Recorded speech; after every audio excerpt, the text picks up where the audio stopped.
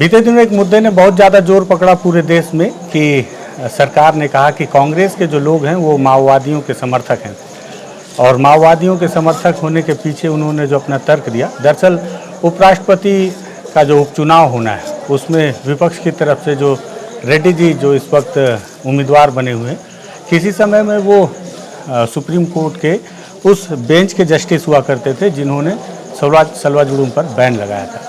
तो सरकार का ये मानना है या बीजेपी के लोगों का ये मानना है कि सलवा जुलूम पर बैन लगने की वजह से ही माओवाद आज तक चल रहा है। अगर सलवा जुलूम चलता होता तो माओवाद बहुत पहले ख़त्म हो जाता बस्तर से। आज जिस तरह से माओवाद को समाप्त करने के लिए एक बड़ी जंग बस्तर में चल रही है और बताया जा रहा है कि 31 मार्च 2026 तक इसे समाप्त कर दिया जाएगा। ऐसे में अब सलवा जुलूम पर फिर से चर्चा हो रही है और उन रेड्डी जी पर चर्चा हो रही है और उन्हें और जो भी उनके साथ खड़ा है उन्हें माओवादियों का समर्थक बताया जा रहा है। तो ऐसे में उस व्यक्ति से बात करना बहुत ज़रूरी है जो उस महत्वपूर्ण कड़ी के सदस्य रहे जिन्होंने सुप्रीम कोर्ट तक इस बात को पहुंचाया कि सलवा जुलूम जो है बस्तर में एक नरसंहार के रूप में काम कर रहा है और इस पर बैन लगना चाहिए। तो उनसे बातचीत करते हैं। नमस्कार, मैं विकास तिवारी हूँ, आप बस्तर टॉकीज देख रहे हैं।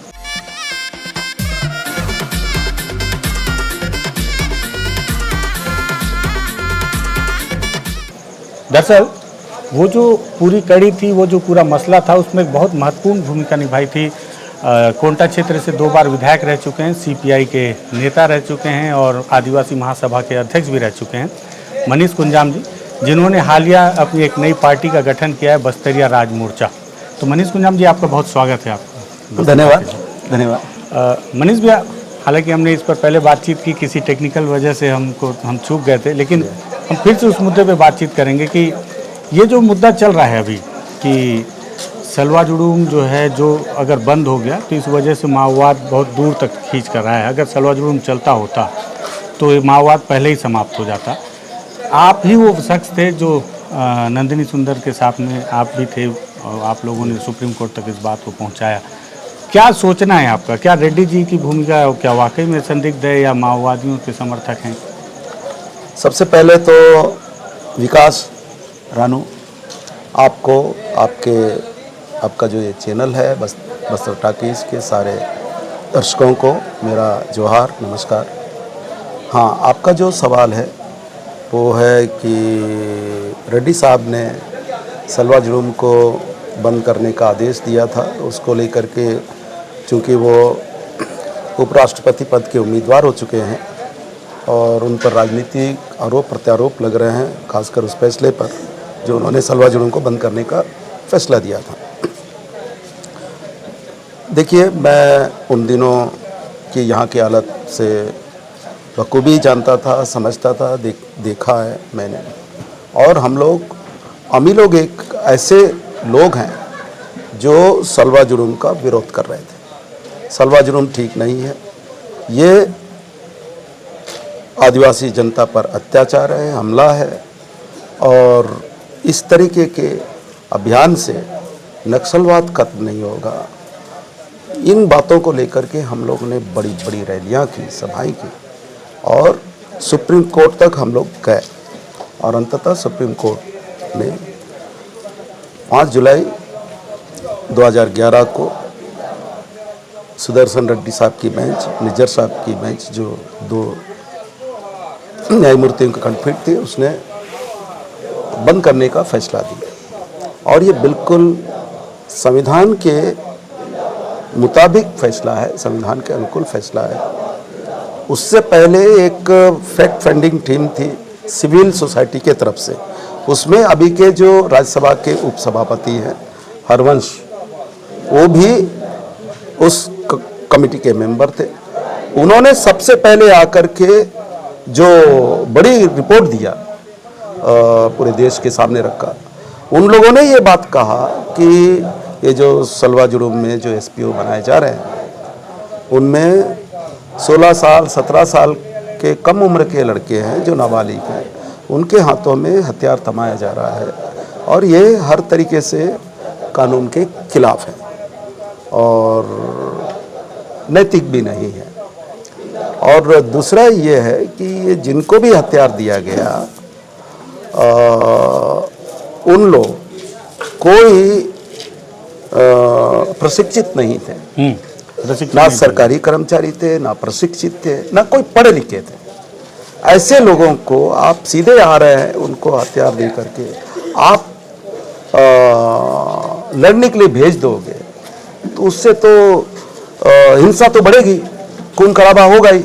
और वही हुआ, और इतने लोग मारे गए, इतने गांव जल गए, इतने लोगों के साथ, इतनी माता बहनों के साथ बलात्कार की घटनाएं हुई, ना जाने अनगिनत लोग बस्तर छोड़ करके आंध्रा और दूसरे राज्यों में पलायन किए, कई लोग शहरों में आकर के रहने लग गए। ये हालत बनी सलवा जुलूम से। तो इसको अगर कहना कि सलवा जुलूम बंद नहीं किया गया होता तब तक नक्सलवाद खत्म होता, तो ये इसमें कोई सच्चाई नहीं है। मुझे हंसी आ जाती है। सच्चाई ये है कि सलवा जुलूम ने माओवाद को बढ़ाया, नक्सलवाद को बढ़ाया। सलवा जुलूम के पहले केवल बीजापुर के इलाकों में, नारायणपुर के इलाकों में और कोंटा के उस इलाकों में थे। सलवा जुलूम के कारण से पूरे बस्तर में छा गए थे, यहाँ तक जगदलपुर पहुंच गए थे माओवादी लोग। तो इतना माने आप देश के अंदर तो फैले ही, हमारे बस्तर का अगर हम आकलन करेंगे तो 2010-12 तक करीब करीब पूरे बस्तर में हर जगह छा गए थे, और ऐसा कोई जगह नहीं था उनके टारगेट से कोई अछूता रहा। तो ये था, सच्चाई था, और इससे कैसे इनकार कर सकते हैं। मैं कह रहा हूं कि उन दिनों के तमाम जो पुलिस अधिकारी हैं और सत्ता में बैठे हुए जो मंत्री हैं, नेता हैं, ये लोग कबूल किए कि हाँ, सलवा जुलूम ने नक्सलवाद को बढ़ाने में मदद किया। ये ऑन रिकॉर्ड क्या? नहीं, आप रिकॉर्ड बोले। अच्छा। हाँ बिल्कुल, यहाँ तक कि डॉक्टर रमन सिंह जो उस समय के मुख्यमंत्री, उन्होंने भी माना कि सलवा जुलूम से नक्सलवाद को बढ़ावा मिला। अब हमारे देश के गृह मंत्री, माननीय गृह मंत्री जी ये कहते हैं कि अगर सलवा जुलूम बंद करने का आदेश नहीं होता तो नक्सलवाद खत्म हो जाता। तो इससे बड़ा हास्यास्पद क्या है, बताइए, आप ही बताइए। तो दरअसल सच्चाई ये है, मैं उस दिन भी जो चर्चा में ये बात कहा था कि सलवा जुलूम के कारण से पुलिस को जो हैंड्स नहीं मिल रहे थे, कार्यकर्ता नहीं मिल रहे थे, वो मिल गए पुलिस को हजारों की तादाद में जो कार्यकर्ता नहीं मिल रहे थे, बिल्कुल नहीं मिल रहे थे, पुलिस में भर्ती होना नहीं चाहते थे, वो लड़के मिल गए उनको हजारों एसपी के तौर पर। और दूसरा, नक्सलाइटों के पास भी कार्यकर्ता नहीं थे, नक्सलाइट लोग खुद परेशान थे। अच्छा। 2004 के उनके प्रभात पत्रिका में इन लोगों ने स्वीकार किया कि ये लोग हमारे साथ जुड़ते तो हैं, लेकिन 1 साल 2 साल हथियार लेकर घूमते हैं, फिर छोड़ के चले जाते हैं, वापस घर चले जाते हैं। उससे वो लोग परेशान थे। लेकिन सलवा जुलूम ने उनको एक मुश्त हजारों लड़कों को उपलब्ध कराया। डर, भय, प्रतिशोध की भावना से हजारों लड़के उनके साथ जुड़ गए। और सच्चाई है कि उसी समय जुड़े हुए लड़के आज पूरे देश के अलग अलग कोने में माओवादियों के संगठनों में काम कर रहे हैं। और वहां अगर मुठभेड़ हो रहा है तो उनकी डेड बॉडी इस बस्तर के अंदर आ रही है, खास करके पश्चिम बस्तर में आ रही है। हाँ। ये सच्चाई है। तो आप लोग देख रहे हैं, गढ़चिरौली से आई, अभी झारखंड से आई। बिल्कुल ये सच्चाई है। उस समय हजारों लड़के नक्सलाइटों के संगठनों में भर्ती, केवल किस बात के लिए? डर, भय, असुरक्षा की भावना। और जिनके घरों को जला दिया गया, जिनके भाई या बंधुओं को मार डाला गया, या किसी बहन या चाचा या चाची उनके साथ रेप हुआ, ऐसे जो लड़के हैं जो बदला लेना चाहते थे, वो लोग नक्सलाइटों के संगठन में जुड़ गए। और उसी वजह से तो बस्तर के अंदर बड़ी बड़ी घटनाएं हुई, कम बड़ी घटनाएं हुई क्या? वो इतिहास में जानकारी में शायद तमाम घटनाएं हुई। अगर कोई आदमी अगर गुस्से में हो, बदला लेना चाहता है, खत्म करना चाहता है सामने वाला को, तो आप किसको कितनी बड़ी फौज भी हो, रोक नहीं सकता। ये सच्चाई है, हम लोग इस बस्तर के अंदर देखे। तो ये तमाम घटनाओं के जिम्मेदार भी खुद सलवा जुलूम, और उसमें राज्य सरकार भी है, केंद्र सरकार भी जिम्मेदार है। दोनों सरकार है, केंद्र में कांग्रेस की सरकार थी और राज्य में बीजेपी की सरकार थी। और ये कहना कि कांग्रेस या ये क्या नाम, नहीं कांग्रेस या UPA 1 कि लोग नक्सलाइट या अर्बन नक्सलाइट हो गए, ये तो बेकार की एकदम राजनीतिक आरोप है। और खास करके न्यायमूर्ति के जो ऐसे फैसले जो सर्वोच्च अदालत में कोई न्यायमूर्ति फैसला करते हैं, उस फैसले को राजनीतिक आरोप प्रत्यारोप का मुद्दा नहीं बनाना चाहिए। मैं कहना चाहता हूं कि इस एक सलवा जुलूम से नक्सलाइटों को सबसे ज़्यादा लाभ हुआ और दूसरा लाभ सबसे ज़्यादा भाजपा को हुआ और किसी को नहीं हुआ। कांग्रेस को तो नुकसान ही नुकसान हुआ। और तीसरा जो सलवा जुलूम के बंद करने से जो लाभ हुआ यहाँ के लड़कों को, मैं बताना चाहता हूँ कि करीब 6000 से ज़्यादा जो एसपीओ थे, 90% से ज़्यादा लड़के जो 5वीं पास नहीं थे, अनपढ़ थे। और जब सलवा क्या नाम ये फैसला आया कि उनसे हथियार ले लिया जाए, तो हथियार ले लिया गया सरकार की तरफ से। फिर उनको चूंकि अब सरकार के पास हैंड्स की ज़रूरत थी, तो उनको आनन पानन में 5वीं की परीक्षा आयोजित करानी पड़ी और उनको पास कराना पड़ा। और फिर सहायक आरक्षक का पोस्ट क्रिएट करके उन्हें भर्ती, औपचारिक रूप से भर्ती प्रक्रिया चला करके उनको नियुक्ति दिया गया और फिर हथियार दिया गया। ये बंद होने से फायदा हुआ? हाँ, बंद होने से ये फायदा हुआ। अन्यथा वो जो लड़के 6000 से ज़्यादा लड़के आज एसपीओ होकर के ही उनकी ज़िंदगी वहीं खत्म हो जाती। आज उनकी ज़िंदगी कम से कम सुरक्षित हो गया, अच्छा बेहतर जीवन जी रहे।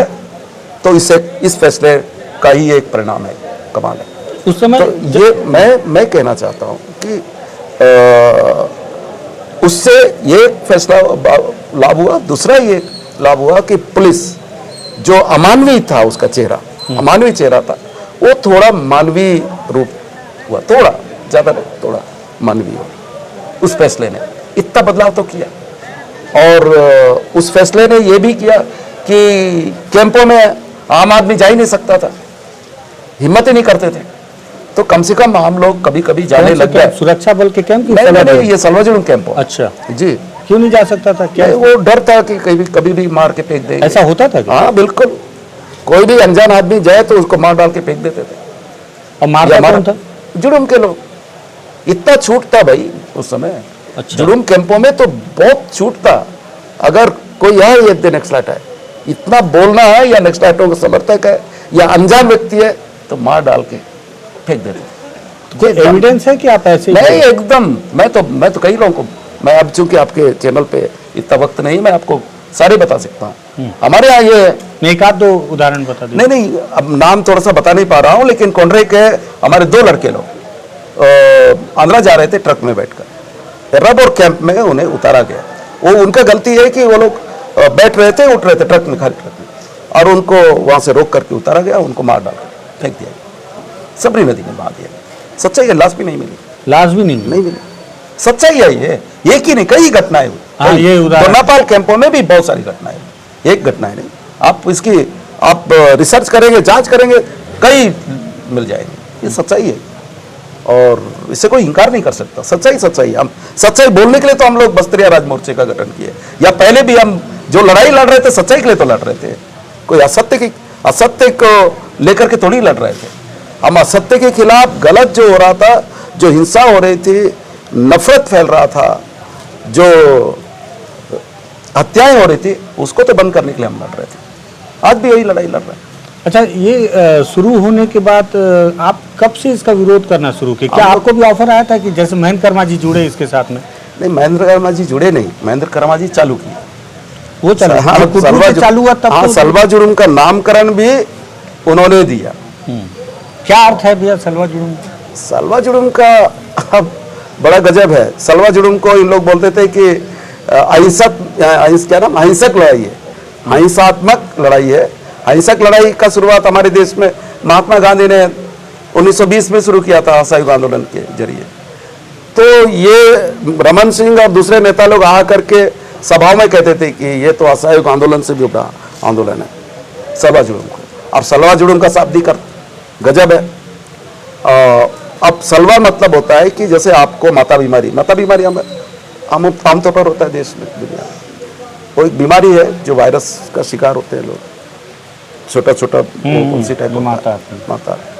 तो वो कभी कभी गलत वातावरण में जाओ या कोई गलत खा जाओ या कुछ उल्टा पुल्टा हो जाए तो वो भड़क जाता है और ज़्यादा उसका विभत्स क्रोधित रूप दिखता है, तो उससे आदमी और ज़्यादा परेशान हो जाता है, बोलते हैं माता नाराज हो गई।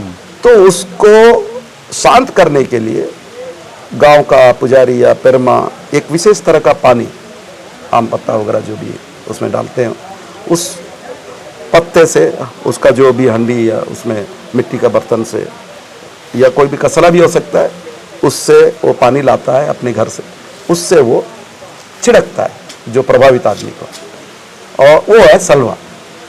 केवल उसी के लिए वो शब्द का इस्तेमाल होता है। और जुड़ुम मतलब शिकार, ये आम शिकार नहीं, ये विशेष शिकार जुड़ुम। अच्छा। जुड़ुम मतलब आसपास के गांव के लोग एकत्रित होकर के ऐसा शिकार जाते हैं, जैसे 2 लेयर में जाते हैं। उधर सामने मोर्चाबंदी, जहाँ तीर धनुष लेकर के सब मोर्चेबंदी करके देख रहे हैं, जानवर आए तो हम मारेंगे। फिर इधर से जो हाका मारने वाले 2 लेयरों में होंगे, करीब करीब 50 या 100 मीटर की दूरी पर, सामने एक लेयर, पीछे एक लेयर, फिर अगल बगल में घेराबंदी करके फिर इस तरीके से जाने वाला जो करने वाला जो शिकार है, उसको जुड़ुम बोलते हैं, जुड़ुम। तो अब बताओ सलवा जुड़ुम इस तरीके का। अब ठीक है, ये तो सही है कि क्या नाम, हिंसा को, रौद्र रूप को शांत करने के लिए सलवा शब्द यहाँ तक ठीक है, ये कहा उस मामले में। लेकिन जुड़ुम जो शिकार है, शिकार तो हिंसक शब्द है ना, हिंसक है क्या? ना, हिंसक है। हिंसक है। अब इसको आप क्या बोलेंगे? शांतिपूर्ण हिंसा ऐसा शब्द तो नहीं है। हाँ। अब इसका शाब्दिक अर्थ मेल ही नहीं है, कहीं मेल नहीं है। हाँ, दोनों अब इसको अगर अर्थ निकाला जाए तो इसको कहेंगे शांतिपूर्ण हिंसा, पर उसको बताया गया कि अहिंसक आंदोलन है, ये है दुनिया। तो अब दिख गया था यहाँ अहिंसक आंदोलन का नतीजा। हाँ। पूरे बस्तर देख लिया और सब लोगों को मालूम है कि कितना क्या क्या हुआ।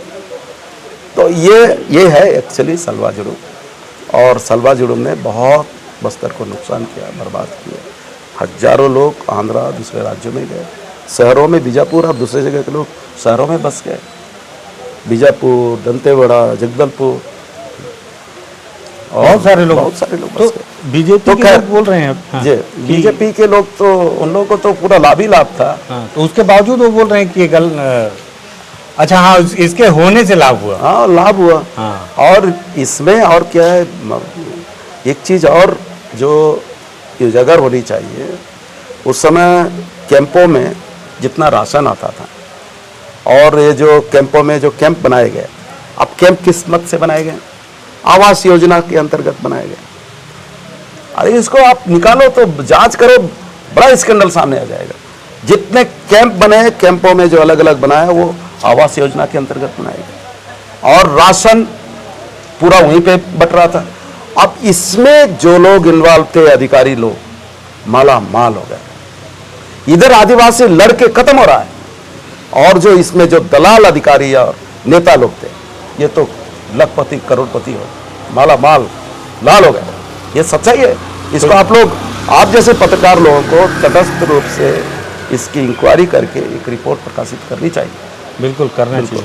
हाँ, मैं तो ये इधर आदिवासी, डेढ़ी आदिवासी दोनों तरफ लड़ करके मर रहे थे, और इधर आवास के पैसे, राशन के पैसे, ये सब बीच में दलाली कर खा पी रहे थे। क्या स्थिति रही भैया उस समय, जो लोग वहाँ कैंप में रहते थे उनको? अरे बहुत अमानवीय स्थिति में थे। आप बताओ, कैंप, अब एक कैंप का एक दायरा है सर, और वहीं पे आप गाय बैलों की तरह ठूस दिए। गाय बैल को भी कितने दिन आप ठूस के रख सकते हैं? वो तो मर ही जाएंगे। ऐसा भी हुआ, कई लोग बीमारी से, इससे उससे खत्म भी हो। अब आप गौशाला में कई जानवरों को मरने की खबरें सुनते रहते हैं, तो क्यों मरते हैं? एक ही जगह आप, जानवर भी ऐसा नहीं रह सकता, आदमी को आप रखोगे कहाँ तक रहेंगे? जैसे जैसे स्थिति सामान्य सा होता गया, सब लोग वापस छोड़ के चले गए कैंपों को छोड़। सच्चाई है ये तो आप आदमी को इस तरीके से बंद करके कैसे रख सकते हैं? और ये जो चीज़ है, ये कभी कभी ये अंग्रेजों के ज़माने में कई जगह पे हुआ। मैं आज कई किताबें पढ़ते पढ़ते मुझे एक जगह पढ़ा कि जैसे 1871 में ट्राइबल क्राइम एक्ट कुछ बना अंग्रेजों के ज़माने में। उस एक्ट के को फॉलो करने के लिए जो जनजातियों में भी, आदिवासियों में भी, अब आदिवासी अपने ढंग से चलने वाला आदमी, अब मार काट, उनको लगता है कि ये लोग तो यार असभ्य हैं, ये तो क्राइम करने वाले हैं, हिंसक लोग हैं, मारकाट करने वाले हैं। उनको ये लोगों ने सोचा कि नहीं, ये सब लोगों को कोई एक जगह ला करके रख देना चाहिए। आप समझ रहे हो ना, एक जगह रखो, जैसे ये लोग कैंप वाला रखे हैं, ऐसा रखो, और वो लोग हर दिन पुलिस थाने में या कोई भी अंग्रेजों के अधिकारी उनके सामने आकर के ये लोग हाजिरी दें। कहीं बाहर जा रहे हैं तो भी आप बता के जाओ। अच्छा, कोई बाहर का आदमी आया तो भी आप बताओ। 1871 में ये 1871 में एक्ट आया, उसके आधार पर हमारे देश के अंदर एक कोशिश हुआ, हालांकि नहीं हो पाया। आदिवासी हमेशा स्वतंत्र रहने वाला प्राणी, और वैसे कैंपों में कैसा रह सकता था। तो ये ऐसा, ये अंग्रेजों का जो नकल करने की कोशिश भी हुआ यहाँ सब इसमें सलवा जी। अभी भैया उस दिन आप एक चीज़ और बता रहे थे कि समाज के ये अभी जो स्थिति है माओवाद को लेके, जो तारीख अब खत्म होने की आ रही है, शांति वार्ता को लेके बातचीत बंद हो गई दोनों तरफ से, अब माओवादियों की तरफ से भी कोई प्रेस नोट नहीं आ रहा, सरकार को पहले ही बंद कर दी बोलना। तो समाज की क्या भूमिका है इसमें, आदिवासी समाज जो है? आपके सवाल में बहुत सारा है, पर बहुत सारी बातें हैं, पर मैं थोड़ा सा ये बताना चाहता हूँ कि जैसे मार्च के लास्ट में उन माओवादियों के सेंट्रल कमेटी से लेटर आया कि हम सरकार से बातचीत करना चाहते हैं, और ताकि शांति हो, या शांति वार्ता करना चाहते हैं। शांति वार्ता का मतलब कोई शांति हो। और उसके बाद फिर तुरंत 2-3 चिट्ठी आए और आ गए। और उससे पहले सरकार के लोग हमेशा बोलते थे कि हम बातचीत करना चाहते हैं और शांतिपूर्ण हल चाहते हैं इंसानी, पर उनका चिट्ठी जैसे आया, और पहले तो प्रदेश के गृह मंत्री बोले बिल्कुल बिल्कुल हम तैयार हैं, उसके बाद ऊपर से क्या आया पता नहीं, गृह मंत्री का मुंह बंद हो गया और अब तक चुप है। अभी उनकी नीति ये है कि अब तो बात ही नहीं हो रही। माओवादी ने कई चिट्ठी लिखा, मोदी जी को इंगित करके लिखा, खड़गे जी को वो एड्रेस करके लिखा, और उनकी कभी चिट्ठियों में आप ऐसा भाषा का इस्तेमाल नहीं देखोगे जैसा मोदी जी को। अरे आप तो ये हैं वो हैं, कितना प्यारा, कितना अपनापन लिए हुए, इतने ऐसे शब्दों का इस्तेमाल कर करके लिखे, पर वो तो द्रवित नहीं हुए। और खड़गे जी पर अब तो विपक्ष नेता है, पता नहीं उनके बीच में कुछ हुआ हो रहा है या नहीं, मुझे आइडिया नहीं है। पर जो बात यह है, अभी मैं समझता हूँ कि इस समस्या का अगर स्थायी समाधान केवल बातचीत के माध्यम से ही हो सकता है। अब भी मैं अपनी बात में कायम हूँ, और सरकार इसके लिए तैयार नहीं हो रही, ये भी एक वजह है। एक वजह एकदम सीधा वजह है, मैं तो उस समय भी कई चैनलों में और कई इंटरव्यू में ये बात कहा कि सरकार माओवाद को ख़त्म नहीं करना चाहती है, और वो अभी कह रही है कि हम बातचीत नहीं करेंगे, या तो सिलेंडर हो जाए या मरने के लिए तैयार हो जाए। ये इस नीति पर वो काम कर रही है। और मैं समझ रहा हूँ कि इन जंगलों में जो करेगट्टा के एक पहाड़ पर पुलिस को पूरे ऊपर तक पहुँचने में 20 दिन लग गए, 20,000 से ज़्यादा जवान लग गए। और ऐसे रहस्यमय पहाड़ इस बस्तर में कई हैं, और ऐसे जगह छुपने के लिए बहुत आसान है, माओवादियों को ढूंढ पाना बहुत मुश्किल होगा, और इस तरीके से आप मार के ख़त्म नहीं कर सकते। तो इसलिए वार्ता जरूरी है ये, और सरकार इसलिए भी चाहती है कि जगह जगह कैंप बैठा दी हुई है, और उसके माध्यम से बेलडला के अंदर आयरन हो रहा है, तमाम तरह के जंगल है, पानी है, बोधघाट बनाने की तैयारी हो गई है, रेलवे लाइन कोत्तागुड़म से यहाँ ला रहा है।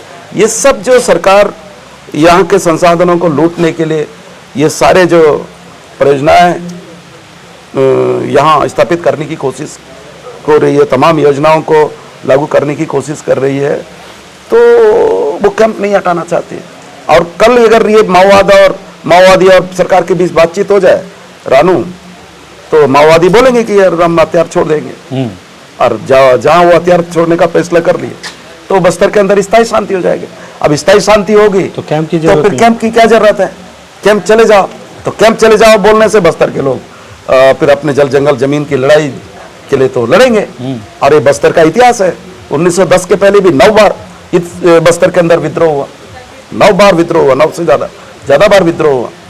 राजा और राजा के खिलाफ, विदेशी सेनाओं के खिलाफ, अंग्रेजों के खिलाफ, ये बस्तर का हमेशा इतिहास है। लड़े। हमेशा लड़े हैं। उसको मालूम है अगर ये कैंप उठ गया, फोर्स चले गए, तो ये लोग कैसे हैंडल करेंगे? इसलिए ये बनाए रखना चाहते हैं, इसलिए बात नहीं करना चाहते। एकदम स्पष्ट मसला है। और जहाँ तक समाज के सवाल है, मैं मार्च के अप्रैल महीने के लास्ट में सर्व आदिवासी समाज की बैठक हुई थी कोया समाज के भवन में जगदलपुर में, और वहाँ मीटिंग हुई, मैं भी पहुँचा। मैंने शांति वार्ता को लेकर के अपनी बातें कही कि क्यों शांति वार्ता होनी चाहिए और क्यों जरूरी है इस बस्तर के अंदर। और मैंने ये भी कहा कि हैदराबाद में, बॉम्बे में, रायपुर में या दिल्ली में जो भी सिविल सोसाइटी के लोग या और लोग जो भी कह रहे हो, हम उनसे कोई इत्तेफाक नहीं रखेंगे, लेकिन हम चूंकि हमारे यहाँ का मामला है, हमें अपने हिसाब से बात करनी चाहिए। और फिर मैंने सारी बातें कहा कि वार्ता क्यों जरूरी है।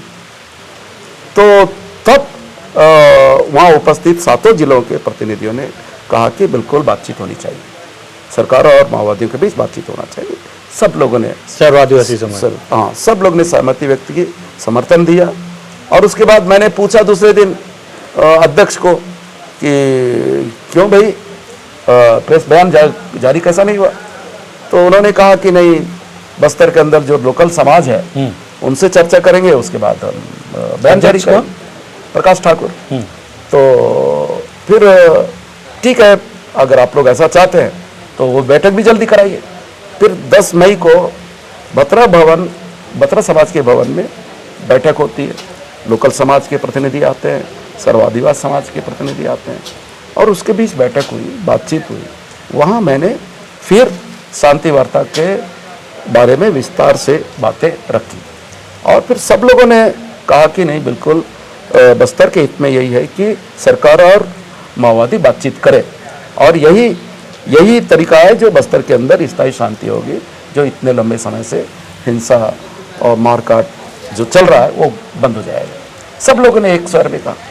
फिर तय हो गया कि कल प्रेस में बयान जारी करेंगे। फिर दूसरे दिन भी बयान जारी नहीं हुआ। मैंने पूछा क्यों, इधर उधर की बातें करने लग गए, तो किए ही नहीं अभी तक। मेरा साफ कहना है, वो समाज के कुछ 2-4 जो दलाल संभाग लेवल पर होंगे, वो जो नेता हैं, उनसे मेरा सीधा आरोप भी है कि ये लोग सरकार की दलाली कर रहे हैं, सरकार का पक्ष सरकार के पक्ष में बात कर रहे हैं। और उनको लगता, क्योंकि ये सरकार के दबाव में या सरकार की दलाली कर रहे हैं, क्योंकि सरकार बात नहीं करना चाहती, तो ये लोग बातचीत करने का क्यों मांग रखेंगे? सीधा मसला है। और अगर बस्तर का लोकल समाज, पूरा सर्व आदिवासी समाज, बस्तर का लोकल समाज अगर ये मांग करता तो सरकार को काफी झुकना पड़ता, दबाव पड़ता। इन लोगों ने नहीं किया, तो मेरा सरकार तो जिम्मेदार है। आज मार्च के बाद जितनी हत्याएं हुई है, जो शिक्षा दूतों की हत्या हुई, ग्रामीणों की हत्या हुई माओवादियों की तरफ से, और लगभग 30 पुलिस की भी हत्या हुई। हमारे यहाँ का एक होनार काबिल पुलिस अफसर, एडिशनल एसपी मारा गया। तो ये जब तमाम जो माओवादियों की तरफ से जो हत्याएं हुई, और पुलिस ने भी कई लोगों को मारा, लेफ्टिनेंटों को भी मारा, ये जो हत्याएं हैं, ये तो कम से कम रुक जाती, ये तो खत्म हो जाता। ये जो जितने लोग मारे गए, ये तो जीवित होते। तो आज जितने लोग मारे गए हैं, उसके लिए हमारे समाज भी, हमारा जो सर्वादिवासी समाज है, समाज के जो 1-2 अधिकारी, क्या बोलना चाहिए, पदाधिकारी जो, हाँ, ये लोग उसके लिए जिम्मेदार है। उस जिम्मेदारी से ये बचने से। फिर तो इनकी भूमिका क्या है? आखिर क्यों नहीं ऐसे पदाधिकारियों को बदलने के लिए आदिवासियों को कब समझ में आएगा कि उनके भी पदाधिकारी उनके साथ नहीं खड़े हैं, या क्योंकि नहीं, जिस आज ढंग से हत्याएं ये हो रही- सच्चाई कि इस मसले पर अभी चर्चा नहीं हुई। अब हम समाज के अंदर कुछ लोगों के बीच में बातचीत कर रहे हैं। अब जो मौजूदा जो अध्यक्ष है इनको तो बदल देना चाहिए, बिल्कुल बदल देना चाहिए। ये कोई काम के नहीं है, बिल्कुल काम के नहीं है। जो सरकार के चमचागिरी करे वो समाज के पदाधिकारी हों तो सही नहीं है, और ऐसे मुद्दे पर जो समाज के साथ खड़ा ना हो पाए तो उसको पद पर रहने का कोई मतलब नहीं है। आखिरी बार जब आपसे बात हुई थी तो आपने बताया था कि आपने एक दो बार देवा एर्रा तक मैसेज भी भेजवाया था। अभी कोई अपडेट है कि क्या क्या वो वापस आने के मूड में नहीं, हैं या- अभी उस समय ये साल भर पहले की बात है, और तब हमने इस उम्मीद से उनसे संपर्क किया कि ये जो मारकाट है 20 वर्षों से करीब चल रहा है, ये मारकाट खत्म हो जाना चाहिए, हिंसा बंद होनी चाहिए। और मैं उनको ये बोला कि यार इतने वर्षों से जो तुम लड़ रहे हो, इससे बस्तर को कोई लाभ तो हुआ नहीं, नुकसान के सिवा नुकसान ही नुकसान हुआ। इतने सारे लोग मारे गए, इतने घर जल गए, इतना परिवार बर्बाद हो गया, इतने सारे लोग क्या नाम क्या बोलते हैं जो बेघर हो गए। कई लोग मैंने कई महिलाएं विधवा हो गई। और ये सब जो हुआ उसके लिए तुम लोग को कभी चिंता नहीं होती क्या? और तुम्हारी इस लड़ाई से ही तो हो रहा है, इसलिए ये लड़ाई बंद होनी चाहिए। कम से कम अब शांति स्थापित हो, और बहुत हो गया है। और मैं ये प्रस्ताव लेकर गया, और उन लोगों ने कहा कि बहुत सुनने के बाद बोला कि नहीं, हम लोग एक भी रहेंगे तो लड़ेंगे। और अभी अचानक मार्च में बोल रहे हैं कि नहीं, हम शांति वार्ता करना चाहते हैं, जब पूरे बस्तर के अंदर लेकिन उसमें हिड़मा का नाम नहीं था शांति वार्ता में। उसकी रजामंदी नहीं थी। नहीं थी रजामंदी। हाँ, क्योंकि मेरी जो बातचीत हुई थी तो हाँ। नहीं, हिड़मा की नहीं थी, हिड़मा भी अगल बगल में ही था। लेकिन बात तो वो है कि मैं अक्सर पहले भी कहा हूँ, हिड़मा का कोई अलग, उनका कोई अलग से इस सारे मामले में अलग से भूमिका नहीं है। हिड़मा का नाम उछाला गया, हिड़मा को बेवजह बहुत बड़ा बना दिया गया, और उसके पीछे कुछ होगा नीतार्थ। पर हिड़मा कोई उनके माओवादियों के भीतर कोई डिसीजन मेकर नहीं है। अभी तो उसको दंडकारण का सचिव बना दिया गया, आपको पता है जानकारी? अब पता नहीं, बना दिया गया होगा तो अब तो कोई मुझे पता चला अभी कि हिड़मा को अब दंडकारण का सचिव बना दिया गया। अच्छा, मेरे चैनल में बहुत सारे दर्शक कमेंट करते हैं, मैं आपकी राय लेना चाहूँगा उसमें। वो बोलते हैं कि माओवाद है इसलिए बस्तर का जंगल बचा हुआ है, इसको आप कैसे देखते हैं? नहीं, काफ़ी हद तक तो ये भी सही है, इसको इनकार नहीं किया जा सकता है। बीजापुर कोंटा के इलाके में जितना जंगल है वो माओवादियों के कारण से बचा है। माओवादी कोई जंगल बचाने के लिए उस उद्देश्य से नहीं बचा है, वो अपने छिपने के लिए बचा है, सुरक्षा के लिए बचा है। अच्छा, जल जंगल नहीं बचा रहे, वो आसरा बचा उस अपने लिए आसरा, क्या बोलते हैं इसको, सुरक्षा कवच, सुरक्षा इसके लिए वो लोग बचाए। उसके अलावा और कोई वो जो व्यापक उद्देश्य है जल जंगल जमीन को बचाना, वो वाला मामला नहीं है इसमें। हाँ, ये इसके पीछे भी छद्म है। जी बिल्कुल। ठीक है भैया, एक आखिरी कमेंट आपसे लूँगा, क्योंकि आज थोड़ा सा माहौल जो है बहुत हड़बड़ी का है। कि क्या लग रहा है, आपका क्या कमेंट है 31 मार्च को लेकर? देखिए, मैं ही नहीं, मैं तो जानता हूँ कि 31 मार्च तक माओवाद खत्म नहीं होगा, हो ही नहीं सकता, और ये संभव ही नहीं है। मैं करेगुट्टा का पहाड़ का किस्सा बताया, एक पहाड़ को कब्जाने के लिए 20,000 जवान जाते हैं, 20 दिन लग जाते हैं। ऐसा तो बहुत सारे पहाड़ हैं, बहुत सारी जगह है, तो वो तो कहीं पे भी छुप के रह सकते हैं। तो इस तरीके से वो 20, अब तो 20 मार्च 26 आ ही रहा है, 7 महीने बचा है लगभग, आ ही रहा है। ये तो वो संभव ही नहीं है। ये मैं तो कह ही रहा हूँ, और लोग भी कह रहे हैं, आप जैसे प्रेस के लोग भी कह रहे हैं, पर पुलिस के अंदर जो आला अफसर्स हैं वो भी ये कह रहे हैं कि ये किसने कहा भाई ये 31 मार्च को लास्ट डेडलाइन किसके हिसाब से कहा जा रहा है, ये कैसे संभव है? तो सब कह रहे हैं। क्या कारण होगा कि 31 मार्च का डेट दिया गया होगा, आपको क्या समझ में आया? मेरे को ये समझ में आ रहा है कि 31 मार्च के बाद, मार्च 26 के बाद ये जो बोध घाट है, बरडला पहाड़ को आयरन ओर ले जाने का जो उन्होंने लाइसेंस दे दिया है, पट्टा वट्टा लीज यूज, और बहुत सारी कंपनियों को उधर करेगट्टा के आसपास यूरेनियम वगैरह पाए जाने की खबरें हैं। हाँ। तो इस पर काम तेजी से करेंगे 31 के बाद। 31 के बाद। इसके अलावा और कोई वजह ही नहीं है। अब चूंकि वो लंबा तो दे नहीं सकते थे, अब 31 मार्च दे दिया गया, तो उसके बाद तेज करेंगे। इसके सिवा मुझे नहीं लगता कि और कोई कारण है। आपकी क्या भूमिका है ऐसे में, क्योंकि अभी आप सीपीआई से अलग हो गए? हम लोग बस्तरिया राज मोर्चा बनाए जब ये नहीं, मतलब सीपीआई से अब अलग हैं ऑफिशियल? फिलहाल अलग है, और आदिवासी महासभा से? उससे भी अलग है। उससे भी अब बस्तरिया राज मोर्चा ही है। लेकिन अभी पूरी तरह से अस्तित्व में नहीं आया। नहीं, अब कोई भी संगठन को समय लगेगा स्थापित करने में, उसको बढ़ाने में वक्त लगता है। अब साल भर हो रहा है। 11 सितंबर को हम लोग दूसरी वर्षगांठ सुकमा में मनाएंगे, और अगले साल भर के अंदर हम पूरा प्रयास करेंगे कि बस्तर में एक बेहतर कमेटी बने और जगह जगह एक अच्छा संगठन बन जाए, तो ये करेंगे। सर, अगर सरेंडर माओवादी अगर आपकी पार्टी में आना चाहें तो? देखिए, क्योंकि उनको लगता रहा कि वो जल जंगल जमीन की लड़ाई लड़ रहे हैं। नहीं, वो परिस्थिति अब ये प्रस्ताव तो मैं बहुत पहले दे दिया था, लेकिन अब देखिए, माओवादियों के नाम मुझे कोई दिक्कत नहीं है। अगर ये लोग आज, मुझे तब बहुत अच्छा लगेगा जब ये लोग पूरे लोग बाहर आ जाए,